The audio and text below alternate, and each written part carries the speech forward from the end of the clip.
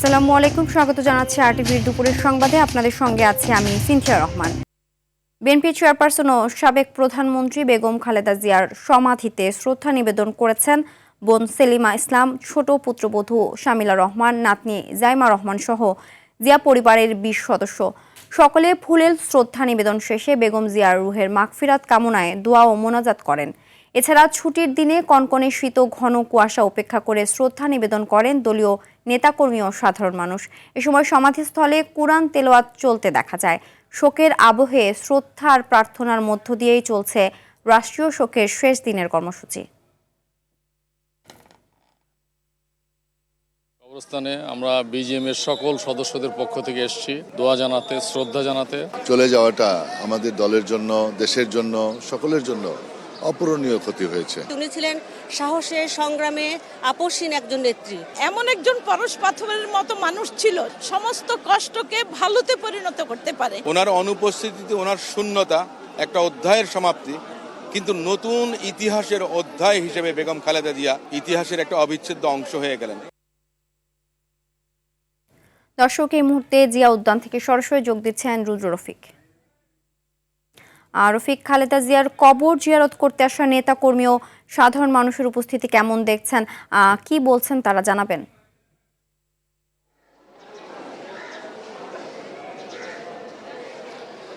Cynthia, খুব ভোর থেকেই সাবেক প্রধানমন্ত্রী ও বিএনপি চেয়ারপারসন বেগম খালেদা জিয়ার কবর জিয়ারত করতে সাধারণ মানুষরা এখানে আসতে শুরু করেন এবং 10টার পরপর তার স্বজনরা এখানে আসেন, বিশেষ করে তার বোন সেলিনা ইসলাম এবং তার ছোট পুত্রবধূ শর্মিলা রহমান এবং নাতনি জাইমা রহমান সহ 20 সদস্যের একটি পরিবারের সদস্যরা বেগম খালেদা জিয়ার সমাধিস্থলে আসেন 10টার পরপর এবং তারা কিছুক্ষণ এখানে নীরবে দাঁড়িয়ে থাকেন।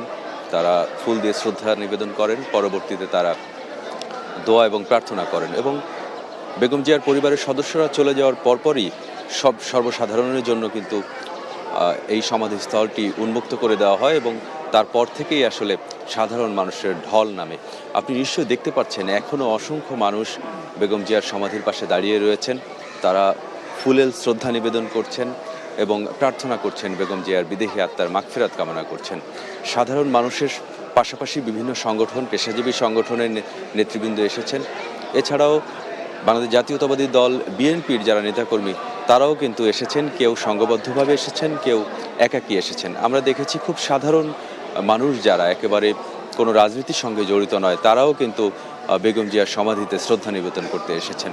নেতাকর্মীরা বলছেন বেগম খালেদা জিয়ার চলে যাওয়ার মধ্য দিয়ে বাংলাদেশের রাজনীতিতে আসলে অপূরণীয় একটি ক্ষতি হয়েছে, যেটি আসলে কোনো কিছু দিয়েই পূরণ করা সম্ভব নয়। তবে তারা যেটি বলছেন, বেগম খালেদা জিয়ার যে আদর্শ ছিল সেই আদর্শে তারা অনুপ্রাণিত হয়ে আগামী দিনে রাষ্ট্র বিনির্মাণে তার পুত্র তারেক রহমানের হাতকে শক্তিশালী করবেন, সেই প্রত্যয় তারা ব্যক্ত করছেন এবং পাশাপাশি বেগম খালেদা জিয়ার জন্য তারা দোয়া করছেন এবং আগামী দিন যেন একটু সুখী সমৃদ্ধ বাংলাদেশ তারা গড়তে পারেন সেই প্রত্যাশা তারা ব্যক্ত করছেন। তো আমরা যেটি জানতে পেরেছি যে এই সমাধিস্থলের পাশে সড়কে এখনও অসংখ্য মানুষ রয়েছেন এবং জুমার নামাজের পরপর আসলে এই ফুলেল শ্রদ্ধা দিতে আসা বা বেগম জিয়াকে ভালোবাসা জানাতে আসা লোকের সংখ্যা কিন্তু আরও যত সময় গড়াবে ততই আসলে বাড়তে থাকবে, যেটি আমরা জানতে পেরেছি। তো চিন্তা এই ছিল বেগম জিয়ার সমাধিস্থল থেকে আমার কাছে সবশেষ তথ্য। ধন্যবাদ। বিএনপি চেয়ারপারসন প্রয়াত বেগম খালেদা জিয়ার জন্য আজ জুম্মার নামাজের পর দেশের সব মসজিদে বিশেষ দোয়া অনুষ্ঠিত হচ্ছে। এই মুহূর্তে জাতীয় মসজিদ বায়তুল মোকাররম থেকে সরাসরি যোগ দিচ্ছেন সহকর্মী হাসান মাহমুদ। হাসান, খালেদা জিয়ার জন্য দোয়া অনুষ্ঠানে বিস্তারিত আমাদেরকে জানাবেন।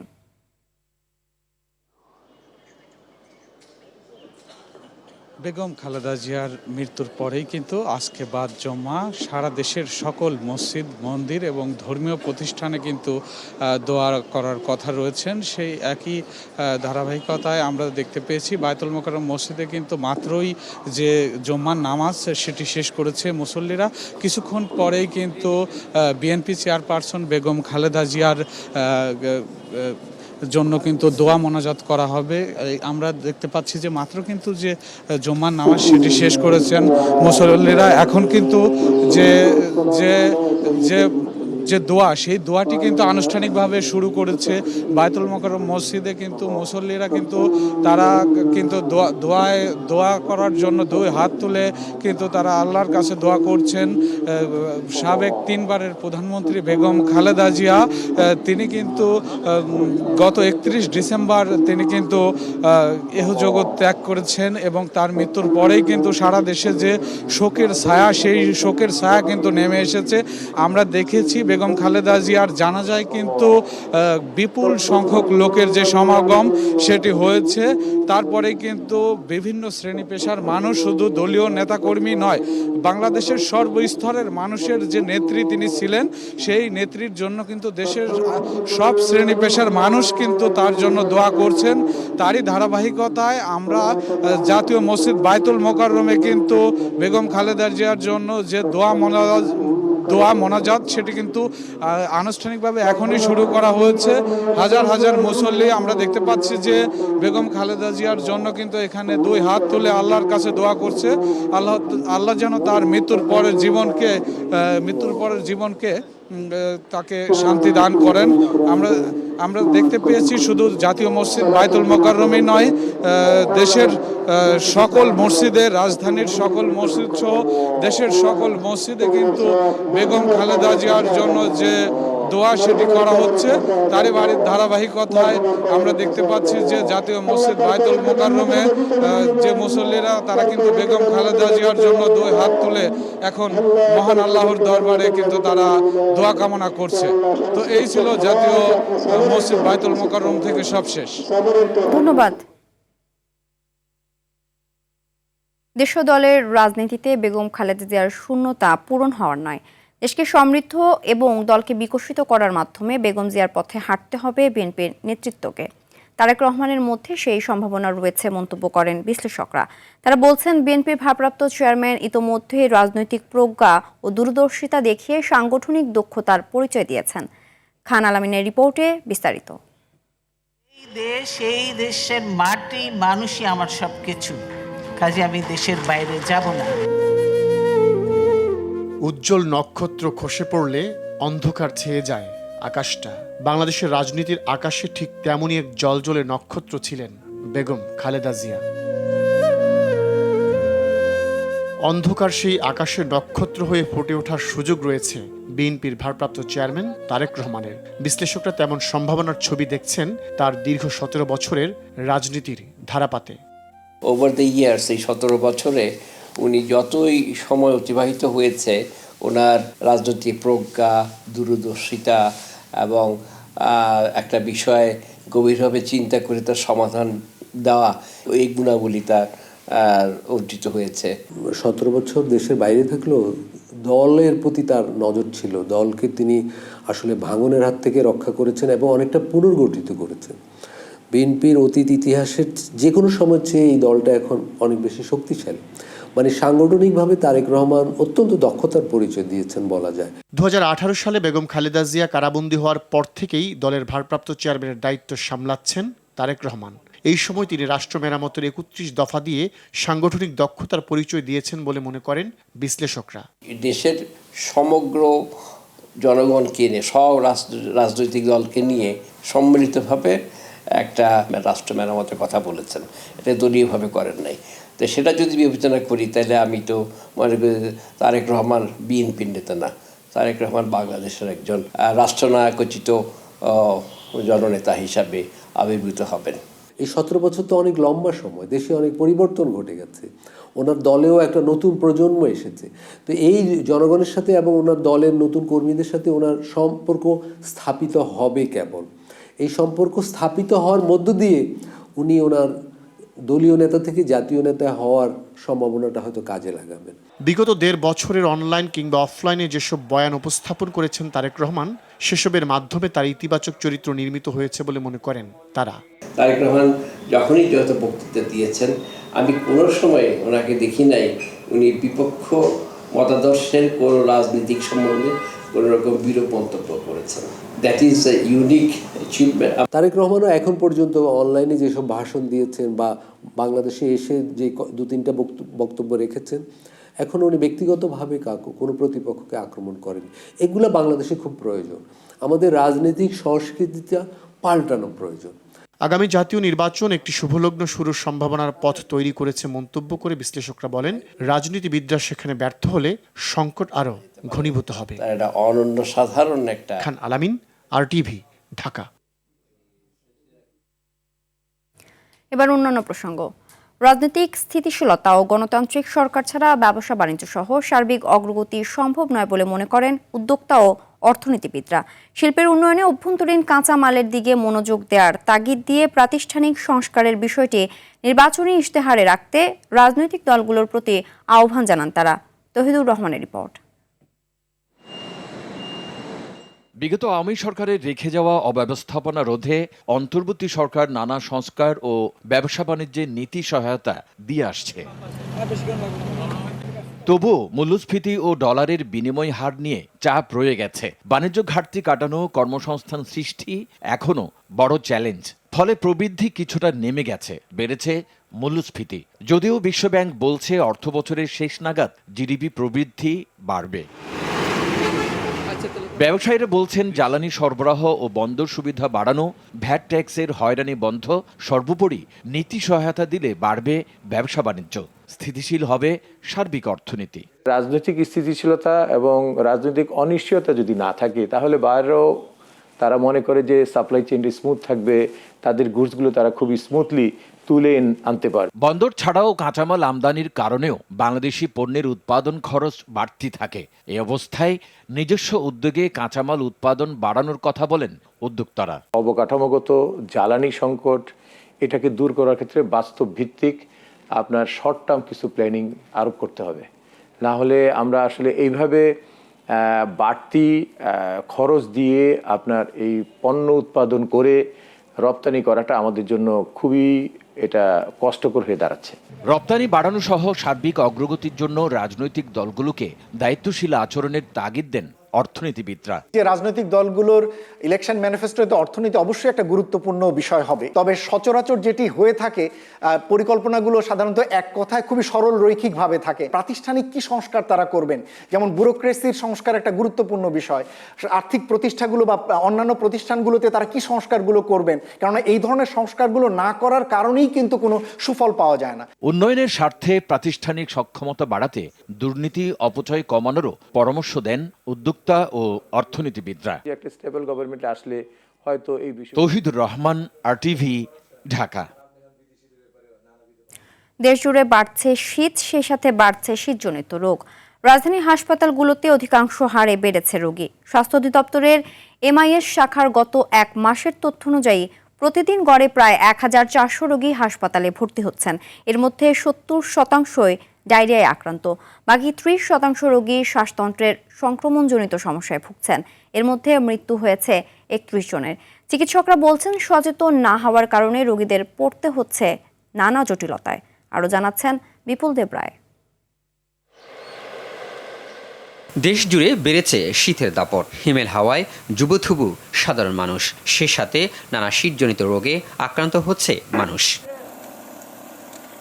রাজধানীর বিভিন্ন হাসপাতালগুলোতে প্রতিনিয়ত বাড়ছে শীতজনিত রোগীর সংখ্যা, যাদের বেশিরভাগই ভর্তি হচ্ছেন বমি, ডায়রিয়া ও শ্বাসকষ্ট নিয়ে। আর বাচ্চা অবস্থা খারাপ, 2 দিন বৈরব রাখছি, দেখাইছি প্রাইভেটে।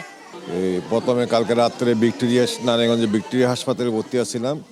ওখানে 3টা স্যালাইন দেওয়ার পর আমাকে ছেড়ে দিচ্ছে। আমার কোনো উন্নতি হয় নাই, মানে বাথরুমে শুধু পানি আর পানি বেরোয়। বিশেষজ্ঞ চিকিৎসকরা বলছেন, অতিরিক্ত ঠান্ডার কারণে শিশু ও বৃদ্ধরা বেশি আক্রান্ত হচ্ছে। আমাদের এখানে অনেক বাচ্চা আসে যারা অপুষ্টিতে আক্রান্ত, যার জন্য আমরা অনেক বাচ্চাকেই দেখি যে তাদের নিউমোনিয়া, ডায়রিয়ার সাথে নিউমোনিয়াও পাচ্ছি।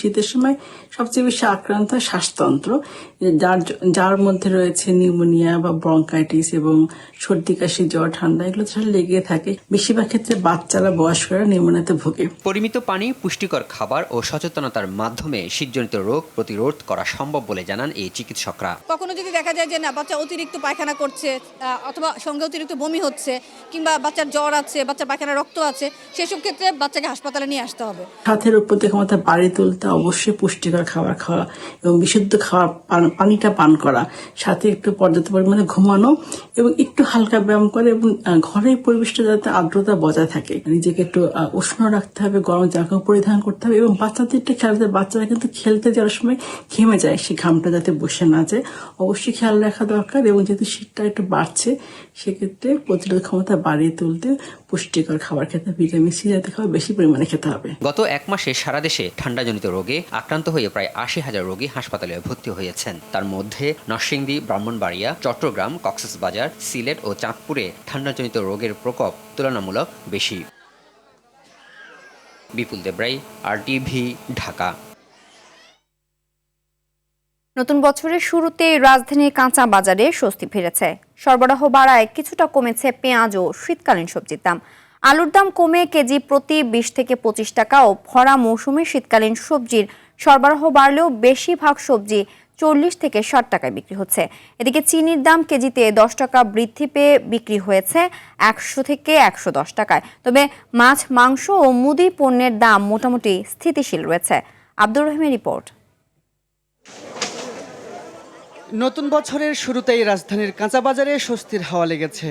সরবরাহ বাড়ায় কিছুটা কমেছে পেঁয়াজ ও শীতকালীন সবজির দাম।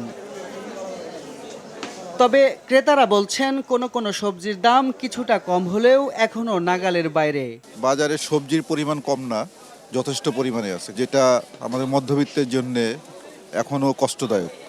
হয়তো নাগালের বাইরে না, কিন্তু কষ্টদায়ক। পাতাকপিটা একটু বাড়তি, এই যে বকুলি ১০০ টাকা যায়, বকুলি আর ৬০ টাকা ৭০ টাকা ছিল, সব জিনিসের দাম একটু বেশি। পেঁয়াজের পাশাপাশি আলুর দামও কমেছে। কয়েক সপ্তাহ আগেও যে আলু বিক্রি হতো ১০০ টাকার বেশি দামে, এখন তা নেমে এসেছে প্রতি কেজি ২০ থেকে ২৫ টাকায়। তো নতুন সবজি উঠছে, সেই হিসাবে প্রত্যেকটা জিনিসেরই দাম কমছে এবং সেটা সবার ক্রয়ের ক্ষমতার ভিতরে বলে আমি মনে করছি আর কি। এদিকে দাম বৃদ্ধি পেয়েছে চিনি ও মসুর ডালের। কেজি প্রতি ১০ টাকা বেড়ে চিনি ১১০ টাকা ও ডাল ১৫০ থেকে ৬০ টাকা কেজি দরে বিক্রি হচ্ছে। আসলে চিনির দামটা হঠাৎ করে বেড়ে গেছে। আমদানি যারা করে তাদের কাছে সবকিছু, তারা বিভিন্ন অজুহাত দেখাইতেছে, দাম বাড়াইতেছে। সবজির দাম কমায় খুশি ক্রেতা ও বিক্রেতা উভয়ই। তবে মাছ, মাংস ও মুদি পণ্যের দাম আগের মতোই স্থিতিশীল রয়েছে। আব্দুর রহিম, RTV, ঢাকা। পেঁয়াজের বাম্পার ফলন হয়েছে রাজবাড়ীতে, আবাদও হয়েছে লক্ষ্যমাত্রার চেয়ে বেশি জমিতে। তবে পেঁয়াজের বাজার মূল্য কম থাকায় লোকসান গুনতে হচ্ছে। তাই কোল্ড স্টোরেজের স্থাপনের দাবি জানান চাষিরা। কৃষি বিভাগ বলছে বাম্পার ফলন হওয়ায় ক্ষতি পুষিয়ে নেওয়া সম্ভব। রাজবাড়ী প্রতিনিধি M মনিরুজ্জামানের তথ্যচিত্রে জানাচ্ছেন নাদিরা সুলতানা। দেশে পেঁয়াজ চাষে দ্বিতীয় অবস্থানে পদ্মার তীরবর্তী জেলা রাজবাড়ী। আবহাওয়া অনুকূলে থাকায় এবছর জেলায় মুড়িকাটা পেঁয়াজের আশানুরূপ ফলন হয়েছে। লক্ষ্যমাত্রার চেয়ে বেশি জমিতে পেঁয়াজ আবাদ হলেও ভরা মৌসুমে বাজার মূল্য কম থাকায় লোকসান গুনতে হচ্ছে বলে অভিযোগ করেন চাষিরা। ইন্ডিয়া থেকে পেঁয়াজ আমদানি করে আমাদের এই পেঁয়াজের দাম যাবে পড়ে আমাদের চরমভাবে আমরা বাধাগ্রস্ত হব এবং ক্ষতিগ্রস্ত হব। পেঁয়াজ লাগাইছি মেলা প্রচুর টাকা গেছে, কি চালানোই উঠে না। ইন্ডিয়াতে পেঁয়াজ না হয়তো সার, ওষুধ, সব জিনিসের দাম বেশি। স্টোরেজ ব্যবস্থা না থাকায় চাইলেও পারছেন না পেঁয়াজ মজুত করতে। তাই কম দামে বিক্রির টাকা দিয়ে শ্রমিকের খরচই উঠছে না। কৃষকরা বলেন প্রতিমন পেঁয়াজে ৩,০০০ টাকা খরচ হলেও বিক্রি হচ্ছে ২,৫০০ থেকে ৩,০০০ টাকায়। বাইরে থেকে যদি পেঁয়াজ আমদানিটা কম হয় তাহলে কৃষকরা আরো উদ্বুদ্ধ হবে পেঁয়াজ চাষে এবং ভালো বাজার পেলে কৃষকরা আরো বেশি পেঁয়াজ আবাদ করবে। আর দাম কম হলেও ফলন ভালো হয় ক্ষতি পুষিয়ে নিতে পারবে বলে আশা কৃষি বিভাগের। প্রতি বছর আমাদের এই পরিমাণ জমিতে প্রায় ৯০ থেকে ৯৫ হাজার মেট্রিক টন পেঁয়াজ উৎপাদন হয়, মুড়িকাটা পেঁয়াজ। এবং এই মুড়িকাটা পেঁয়াজ কৃষক ভালো দাম পায়, যেহেতু হালি পেঁয়াজ তোলার পূর্বেই মুড়িকাটা পেঁয়াজ তোলা হয়। দেশের প্রায় ৩০% পেঁয়াজ উৎপাদন হয় রাজবাড়ীতে। তাই পেঁয়াজ সংরক্ষণে কোল্ড স্টোরেজ নির্মাণের পাশাপাশি মৌসুমে আমদানি বন্ধের দাবি কৃষকদের। নাদিরা সুলতানা, RTV। ঢাকা মাওয়া এক্সপ্রেসওয়েতে ঘন কুয়াশার কারণে পৃথক ৩টি সড়ক দুর্ঘটনায় অন্তত ২০ জন আহত হয়েছে। এসব দুর্ঘটনার জেরে এক্সপ্রেসওয়ের মাওয়ামুখী লেনে প্রায় 2 ঘন্টা যান চলাচল বন্ধ ছিল। গেল রাত থেকে সকাল 8টা পর্যন্ত এক্সপ্রেসওয়ের বিভিন্ন স্থানে দুর্ঘটনাগুলো ঘটে। দুর্ঘটনার স্থানগুলো হলো শ্রীনগর উপজেলার বেজগাঁও বাস স্টপেজের সামনে ও ছনবাড়ি ব্রিজের ওপর এবং লৌহজং উপজেলার খানাবাড়ি চৌরাস্তার ওজন স্টেশনের সামনে।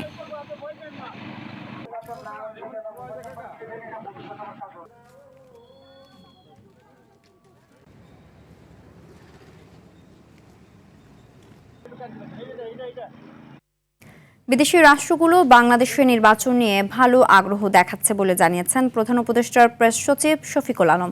সকালে মাগুরার নিতাই গৌড় সেবাশ্রম পরিদর্শনকালে সাংবাদিকদের প্রশ্নের জবাবে তিনি একথা বলেন। তিনি বলেন, বিদেশিরা চাচ্ছে ফ্রি ফেয়ার ইলেকশনের মাধ্যমে দেশে গণতন্ত্র ফিরে আসুক, দেশের সব মানুষ যেন ভোট দিতে পারে সেজন্য কাজ করছে সরকার, জানান প্রেস সচিব।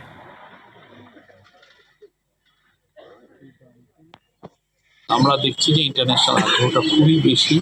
তারা দেখছে যে বাংলাদেশ একটা ডেমোক্রেটিক ট্রানজিশনের পর্যায়ে আছে এবং তারা আমাদের মতোই তারাও আশাবাদী যে বাংলাদেশে একটা স্মুথ ডেমোক্রেটিক ট্রানজিশন হবে, ফ্রি ফেয়ার পিসফুল ইলেকশন হবে, সবাই যাতে সুন্দরভাবে শান্তিপূর্ণ পরিবেশে ভোট দিতে পারেন সেটা আমরা চেষ্টা করছি। রাজধানী পল্লবী এলাকা থেকে 2টি বিদেশি আগ্নেয়াস্ত্র, 11 রাউন্ড তাজা গুলিসহ 3 জন শীর্ষ সন্ত্রাসীকে গ্রেফতার করেছে র্যাব 4। দুপুরে RAB 4-এর company commander Nazmul Islam জানান, গোপন সংবাদের ভিত্তিতে শাহআলী থানার বেড়িবাঁধ এলাকায় অভিযান চালিয়ে অবৈধ অস্ত্রধারী 3 জন সন্ত্রাসীকে গ্রেফতার করা হয়। আসামিদের দেয়া তথ্যের ভিত্তিতে একটি বিদেশি পিস্তল, একটি বিদেশি রিভলভার, একটি ম্যাগাজিন এবং 11 রাউন্ড তাজা গুলি উদ্ধার করা হয়। গ্রেফতারকৃত আসামিদের বিরুদ্ধে হত্যা, ডাকাতি, ছিনতাই, চাঁদাবাজি, অস্ত্র, মাদকসহ একাধিক মামলা রয়েছে বলেও জানায় র্যাব।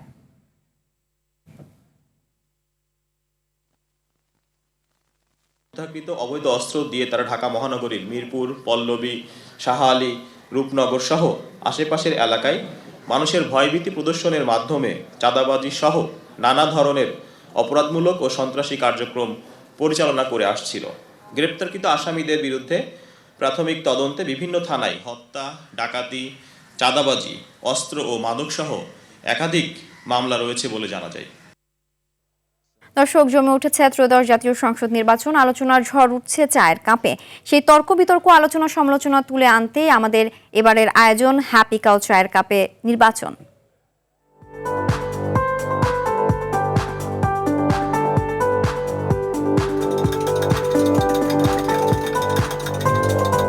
দর্শক, হ্যাপি কাউ চায়ের আড্ডায় নির্বাচন এবারের পর্বে আছি আমি সাইফুল মাহমুদ, চট্টগ্রাম 9 আসন থেকে। এলো instant milk powder happy cow, যেমন সাশ্রয়ী তেমনি পুষ্টিগুণে ভরপুর। হ্যাপি কাউ, গরুর দুধের স্বাদ সবাই পাক।